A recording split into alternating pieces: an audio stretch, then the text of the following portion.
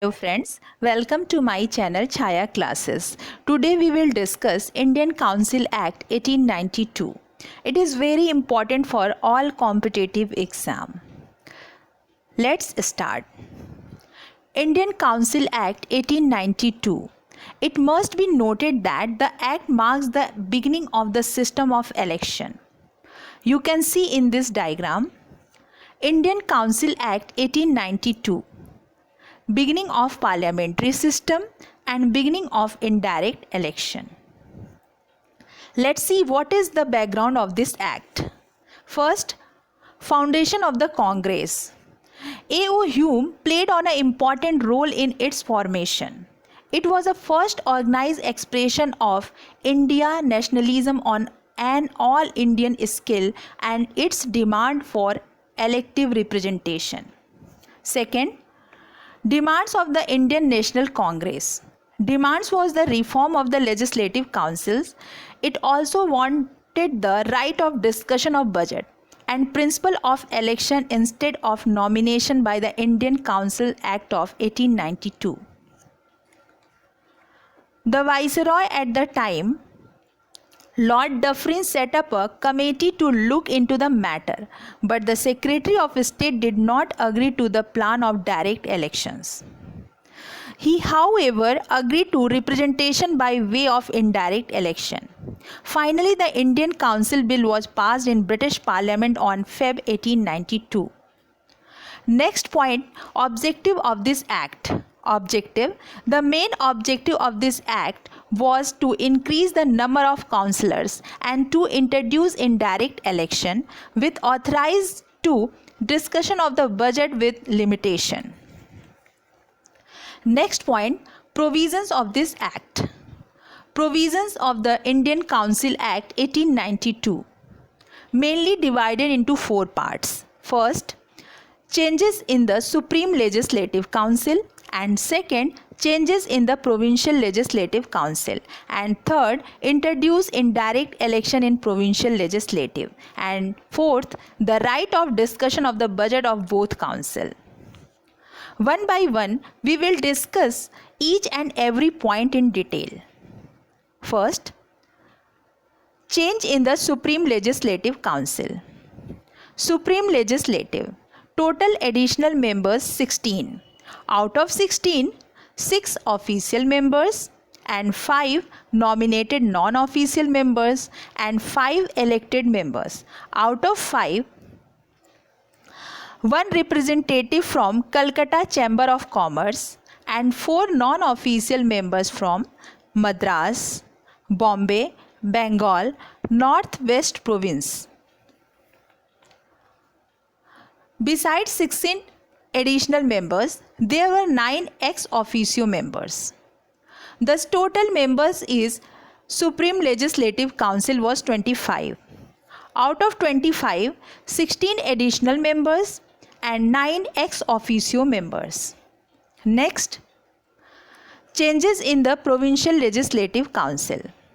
Provincial Legislative Council, total additional members 20. Out of 20, 9 official members and 5 nominated non-official members and 6 elected members. Out of 6, 1 from university and 1 from corporation and 4 from municipalities. Next, introduce indirect election in provincial legislative councils. For this provision, you can say that the remarkable contribution of Indian Council Act 1892 to the constitutional history of India. Let us see the points related to the provision.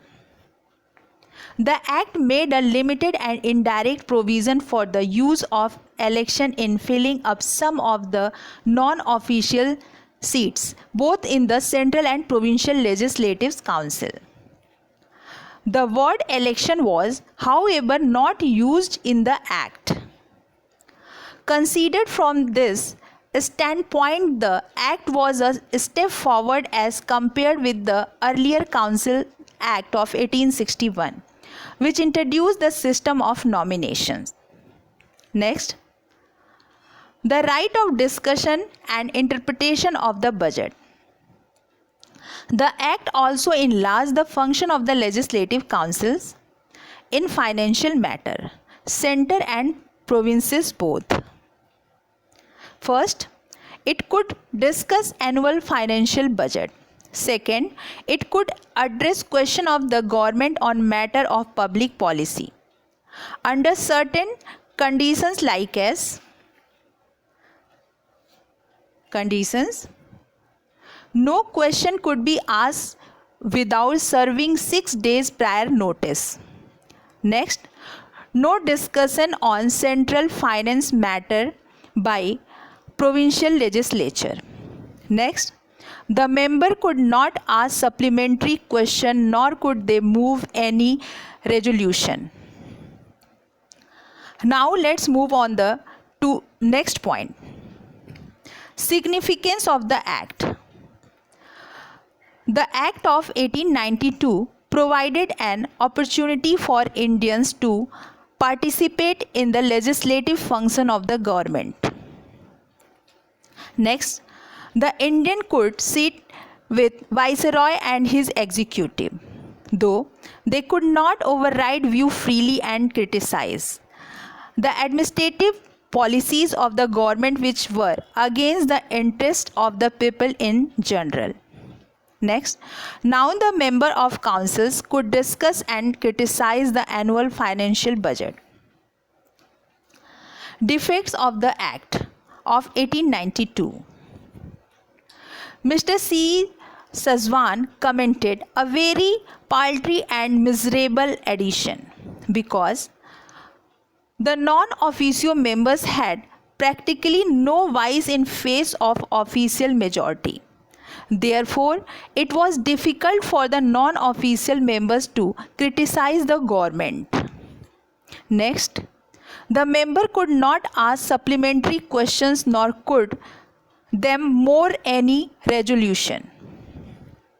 Next, the council president could disallow any question without giving reason for doing so. Thus the Act fell short of Indian expectation. Let's see mind map of this Act. Indian Council Act 1892. First, expansion of the Supreme Legislative Council. And second, expansion of the Provincial Legislative Council. Next, introduce indirect election in Legislative Council. Next, the right of discussion and interpretation of the budget. Next, expansion the legislature power of provinces. Next, beginning of parliamentary system. Next, practice question related to this Act. First, which of the following British Act laid the foundation of parliamentary system in India?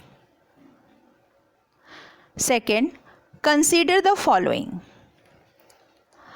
Which of the above statement is correct about Act 1892? I hope you have understood the Act well.